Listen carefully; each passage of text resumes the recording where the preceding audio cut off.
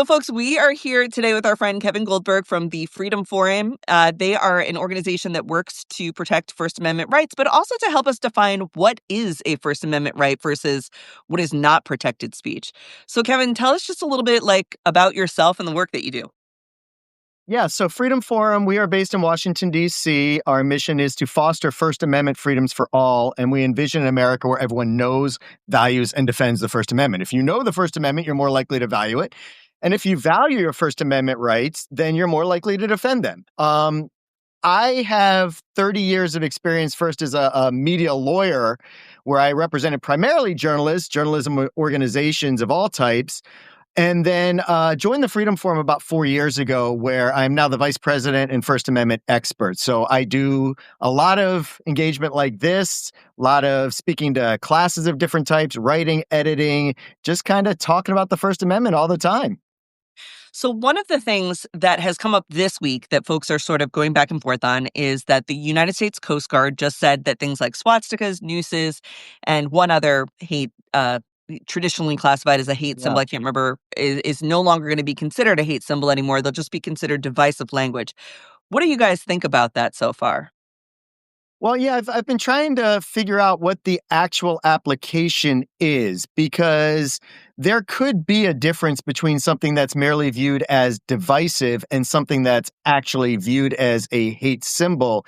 Mhm. Because what we're talking about here is the level of action that might be required to actually take it down in the face of, a complaint. Because if it is seen as something that is an actual hate symbol and used for harassment purposes, then the government has a bigger obligation to remove that type of symbol. If it's seen as divisive, then the person who put this up probably has a little more of the First Amendment on their side, even as someone who works for the government, to express themselves and their own, political views. It's. I'm sure a lot of people will wonder, well, how could this be political and not hate speech? Yeah.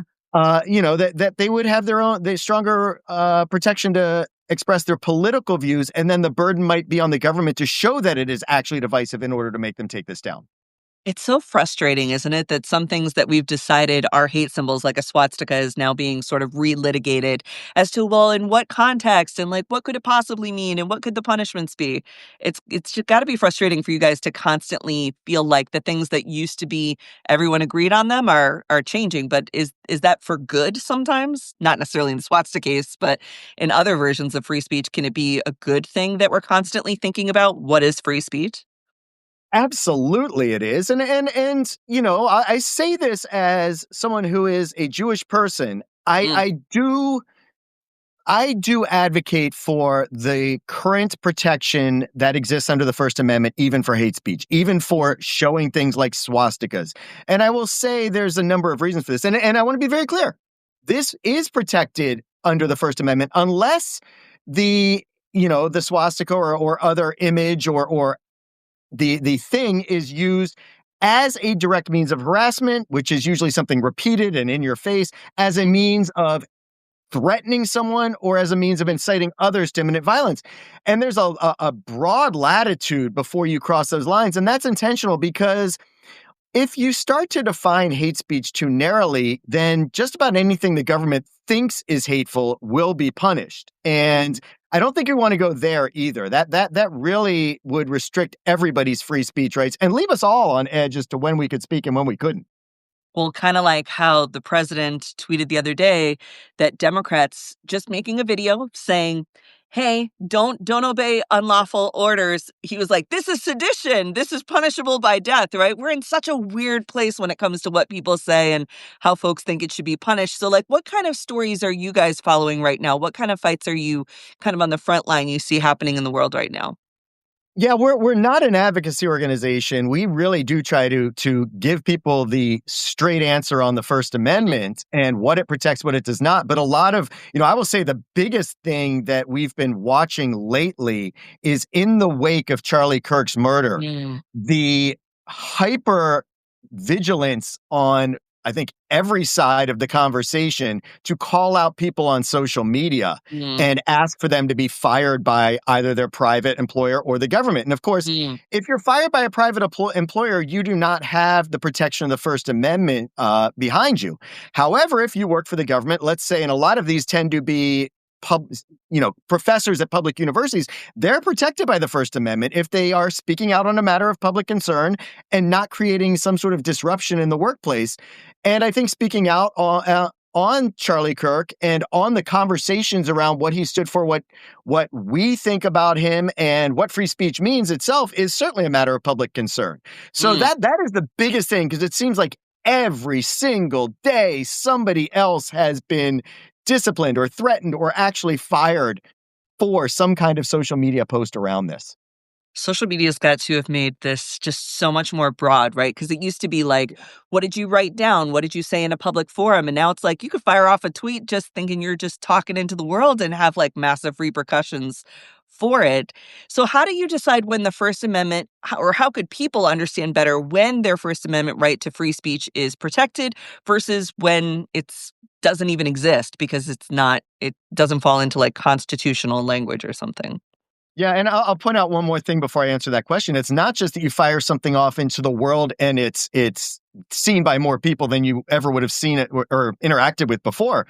It's that it lives there forever, and Mm, people will tweet something reference it. today. Yeah. I still use tweet. People will Substack something today, and then 5 years later, someone might call them out for it, and that's of course very different than from what we had 20, 30 years ago. You hear the phrase, "Thank God this wasn't around when I was in college," and Oh, I for am real. probably living proof of that in some respects. Mhm, But I think what people need to understand first and foremost is that dividing line between the First Amendment applies to actions of the government that restrict our five freedoms of religion, speech, press, assembly, and petition, mhm, versus not applying where private actions are. They also have to understand that there are certain areas of speech that are unprotected. I've mentioned a couple of them already: incitement to imminent violence, true threats, defamation, obscenity, mm, invasion of privacy, things like that. But they're very narrowly defined. And that's intentional to allow us to speak without fearing that we might get in trouble. Otherwise, the last thing to understand is the government has less latitude, less power to directly regulate your message, the content of what you say. It can regulate what people are saying or how people are saying things across the board in what we call a content neutral manner. And one example of this is if I go out and I want to protest, or I want to get a permit to protest. As we talked about earlier, I'm in Washington, D.C. There's a protest on every corner some every weekends. day, yeah. And yeah, and it's wonderful. And if I go and try to get a permit to protest, the government can say, okay, have you done A, B, and C? Are you asking to protest in a place that is safe, that's not going to be disruptive to traffic? If you have a certain amount of people, have you made the proper provisions for security and organization and cost and cleanup? That's Mhm, fine. That may impact my protest a little bit, but it's not directed at my message. What they can't do is say, well, you don't get to protest because we don't like what you're protesting about. mm, mhm. Does that become dangerous at some point? Like, do you think that a corrupt government in the future could say, make it so expensive to hold a protest that it could restrict some people's ability to do so?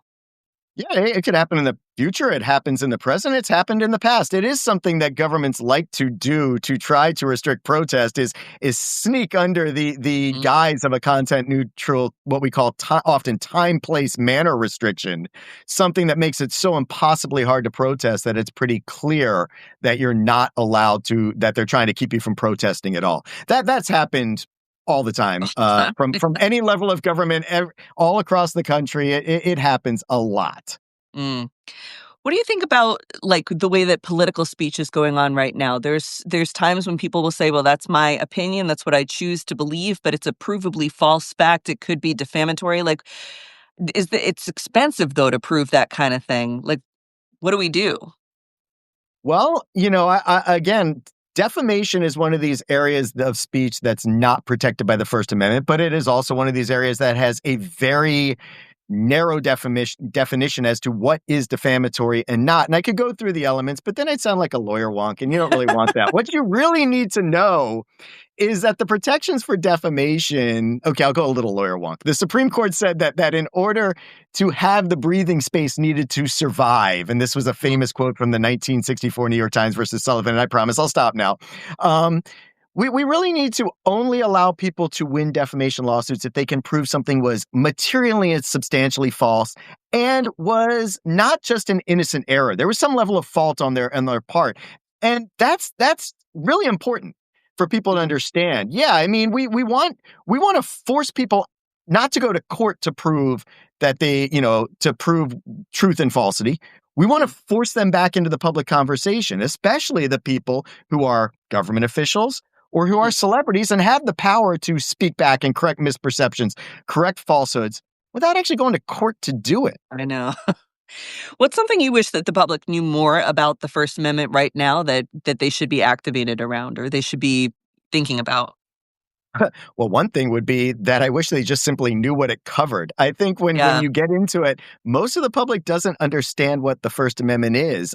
We do this survey every year, Where America Stands, and we ask the public, both aided with some prompts in front of them and some not First Amendment freedoms in front of them as well, but also unaided, whether they Mm. can even name the 5 freedoms of the First Amendment. I've already rattled them off: religion, speech, press, assembly, petition. Well, Mhm. you know how many people can name all 5 without help? But, probably not a lot, Kevin. It's been This a long year's time since most people were in 8th grade civics, so probably not a lot, yeah. this I agree. But this is the First Amendment Need to the to know. United States Constitution. I know. This year was the highest response to that, the highest number, and it was only 10%. Oh, wow. 1 in 4 can't even name one. Like 1 in 4 can't even name speech. Oh, That's wow. what that's our starting point for all this, and I want them to know this. But again, I think what we find is that people don't understand something I've already talked about a couple times, that it only protects us from actions of government to restrict these freedoms. Right. And, people will constantly cry out, well, you're violating my free speech rights if you try to shut me down on social media, or if my government, if a business says I can't come in because I've been too obnoxious with my own views. Well, sorry, the First Amendment doesn't protect you. I would say, in the spirit of the First Amendment, I'd love for everybody to be able to speak their minds and have broad conversations, even controversial conversations. But it's just not part of what the actual First Amendment protects. That's how they get you on social media too, the terms and Yeah, conditions, the content sure. moderation by stuff, like, Mark Zuckerberg does not owe you free speech. If there's No, something that they've decided exactly. is against their terms and services, then that's how we end up getting these, content violations, and people are so frustrated by it, rightfully so in a lot of cases, but again, it is one of these places that you're not protected because it's not the government doing it. Yeah, and that is actually what I was going to point out, is what you have to do is envision these companies as private businesses. Think of them as a physical business. I just said, if I walk into a store and start spouting my wild political beliefs, and they Mhm. can be a little wild, um, the store owner can kick me out. Well, if just think of Facebook or Instagram as a virtual store, a virtual business. You're walking into it, and the owners can kick you out if you violate the terms they've set. But No I matter think where how people, absurd those yeah, terms are, they get to yeah, decide, right, yeah, yeah, and if you don't like it, go find another platform. But I right. mean, ultimately, I think where people get hung up is, we view these as, obviously, it's been said, the modern day public square, the Mhm. place where the conversations happen. And again, these are businesses that are built on free speech. So we expect them to respect free speech to the greatest degree possible. That's not required by the First Amendment. It's something that we aspire to, but Right. it's not required by the First Amendment. Well, how do we square this? I had this question about where free speech ends and a person's religious beliefs begin when it comes to, let's say, a government employee. So let's take, for example, in the gay marriage situation, you have a county clerk whose job from the government, who pays them to do the job, is to issue marriage licenses, but they have a strong religious objection to gay marriage as a person. Where Now, if the government makes them give that certificate of marriage, the government is infringing upon their employees' religion. But if the government doesn't make them give that, then they're infringing upon the couple that's trying to get married. It's Yeah, rights. Like, it's how does super. this This square? intersection is super confusing, and of Yeah. course, You may be referring to Kimberly Clark, the Kim Davis, yeah. clerk. Yeah, Kimberly. Sorry, Kimberly Yeah. Davis. Yes, sorry about that. The clerk from Kentucky that refused to issue the marriage license. And this, so usually the way it works with regard to someone's free exercise of religion is that generally applicable laws can be passed, even if they have an impact on your religion. Mhm. And as long as they're rational, they're going to be fine. However, if a law intentionally targets the exercise of religion, then that law, the government has to justify that law through showing a compelling interest, that a very good reason for having it, and that Mhm. this is pretty much the narrowest way it achieves that interest without it burdening other things. And I think in the Kimberly Davis situation, it is a generally applicable law. You take a job as a clerk of court, and your job is to issue marriage licenses, you issue marriage licenses. And the fact that you may have religious beliefs to the contrary, well, we're not targeting you, right? Mhm. We're not saying just you and your religious beliefs. We're saying your job is to do this. Mhm. Another example of this would, of course, be Lori Smith, the owner of a company called 303 Uh, Creative, yeah. and this was another case heard at the Supreme Court 2 years ago where she's a wedding website designer. Now she grounded her actions in religious beliefs, but at heart this was a free speech case where she refused to design a wedding website for a same-sex couple. And Mhm. the court said she wasn't discriminating against the same-sex couple because she wasn't refusing to work for them. If they had come in and picked sort of a general pre-made website, like format off of her site, Do then whatever. she would have sold it to her. But she just was not going to use her creative skills to create that website, right? She was not going to express a message that was contrary to her beliefs. Slightly different case, not religion, but again, free speech. And yeah, there's a First Amendment principle. And of course, the court ruled in favor of her She's and also a said, we private can't business, compel you. right. Yeah, Yeah. it is. Right. You're a private business. We can't compel you to speak in a certain way. I think another example was there's a cake Mhm. baker, Masterpiece Cake Shop. Master Baker. Yeah. And What a yes, name. in Colorado. And I think that's a little easier maybe for some people to envision, right? If a same-sex couple had walked in and said, "We want to buy that cake from you," he would have to sell them that cake. Mhm. If the same-sex couple had walked in and said, "We want you to create a wedding cake for us using your talents," Mhm. he has the right, according to 303 Creative decision, to say, "Yeah, I'm not going to do that, but I It's like how gladly." tattoo artists can say, "I'm not gonna put a hate symbol on you," or Yeah, "I'm not gonna do that correct. script," right? "I'm not going to use my hand to make those words." Right, right. Exactly, which is So yeah, tricky, which is yeah. why going back to the beginning, I don't have, I mean, I wouldn't be able to walk in and say I want a swastika tattoo. Not that this is one I would get, but Right. I'm not going to walk in and be able to demand someone give me a swastika tattoo or any other type of tattoo. Right. It's so interesting, like, how this all plays and how those different rights in the very first one can kinda overlap and how the courts are deciding now, like, what takes precedence, and for every Kim Davis, right, or every master Yeah, baker, there is the tattoo artist who doesn't wanna use their hand to do a hate symbol, or there is the poster maker that won't print MAGA posters or whatever the case may be, and they're trying to figure this out on the in between. It's tricky. It's tricky the way ultimately, it is. though, to me, it's tricky, certainly in the interplay and all of the various court cases that seem to be just, Just nuancing it. fueling the That's why culture people get wars, elected. truly. Yeah, getting people all worked up, yeah. But ultimately, the point is the government's supposed to stay out of our beliefs and our Mhm, speech mhm, and what we publish or stream, who we get together with and what we ask for. I'm mhm, cool with that. mhm. I'm not necessarily a libertarian by in terms of political affiliation, but when it comes to the First Amendment, I'm happy to keep the government out of it Right. and let us take care of it ourselves.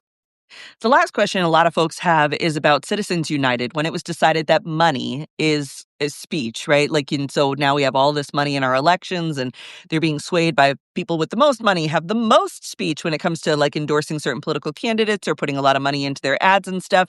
Do you see a time where Citizens United sort of gets narrowed down to some level, or do you think that it's decided sort of properly now? Well, this is also a very complex Huge area of law, topic. Yeah. campaign finance. The Supreme Court has never managed to write a decision on any of these cases going back to the early 70s and in less than 150 pages. So, Yeah. I'm like, give I me an mean, answer. We have 2 more minutes. obviously anything can be overturned. We've seen that from this Supreme Court, right? Any precedent is potentially overturned. But I do think that what we see now, money as speech and corporates, the money paid by corporations as is speech, is probably going to be that something that will be upheld. And again, I think there is some validity to that, because if corporations don't have free speech rights, then companies like the New York Times could be sued constantly and have little to no protection under the First Amendment. I realize some people are going to say that's not exactly what the court is saying in the Citizens United and other campaign finance cases. But really, that's at the heart of it, is that corporations get to say things, and they have a variety of ways to do it. And the government shouldn't say, you can speak like this, but you can't speak like this. So it might end up being that the correction to Citizens United isn't necessarily a 1A argument, but is some sort of like campaign finance reform, setting blocks on Absolutely. how much money can be in any particular campaign at what point, and then how that gets made up. It's a campaign Absolutely. finance regulation, not a 1A one. Yeah. It's so interesting to see how we come at topics and how many different ways we have to come at a difficult situation Yeah. to find the most honest and true path to whatever it is that the public is demanding next. It's pretty Yeah. cool. So where can I folks think find more about your work and like what you guys are up to, and maybe join, the group here and talk more about it? Yeah. So again, Freedom Forum can be simply found at freedomforum.org. And we also have a number of social media feeds, usually First for All. That would be the number one STFORALL. And yeah, I mean, that's the best way to engage with us, learn what we're writing. We put out things that might be as simple as, what is defamation? Or Mhm. we have a First Amendment glossary with a lot of terms that you might have heard but never understood. But Mhm. we also have, I think, a little more fun stuff. Right before Halloween, we looked at Halloween decorations in the First Amendment. When can Yeah. cities tell you to take that down? When can homeowners associations tell you to take your decorations down? Things like that. So we run the gamut of things people are asking and things we think they should know. And you put on some really good events too, so make sure you're Thank you. checking out their events Oh pages yeah, for different talkbacks and author stuff, and just yeah. it's a great. I've known you guys, been around you guys, been to In many of person, your right? events in the past, and I've been a speaker at events before. Yeah, It's always well put together, so definitely worth staying in the loop with them, especially if you're in the DC area. There tends to be a lot yeah. going on there. Even if you're just visiting DC, you don't know, they might have a pop-up event that's fun to come to. So, Well, I will also say we are really working on something big for 2026. I oh, okay. cannot say what it is, but watch this space for announcements soon. Not this space, but our Yeah, space for announcements soon. And it's big and it's awesome. And I would love to have you join us, but I don't yeah, know. heck We'll yeah. figure out a way to make this happen. But We'll I, make I it think happen. everybody's Yeah, going I to be love working with excited you about it. Yeah. guys. It's always been Yeah. good. So, and I learn so much every time, and it's always like great group of folks that get together. And I always feel like action comes from it at the end. So that's why I'm glad I to have do you too. guys today. Follow Kevin, follow Freedom Forum, keep educating yourself, and keep showing up as a part of the community. This is really what the Yes. difference is. For That's what somebody it's who about. made my career on social media, I'm like, get offline, get in person. You have to meet with people in person now, because that's how you're going to get more of your feelings and your, agenda or your beliefs into the zeitgeist here. So, all right. Thanks, Kevin. We'll see you guys soon. Bye. Thanks. Bye.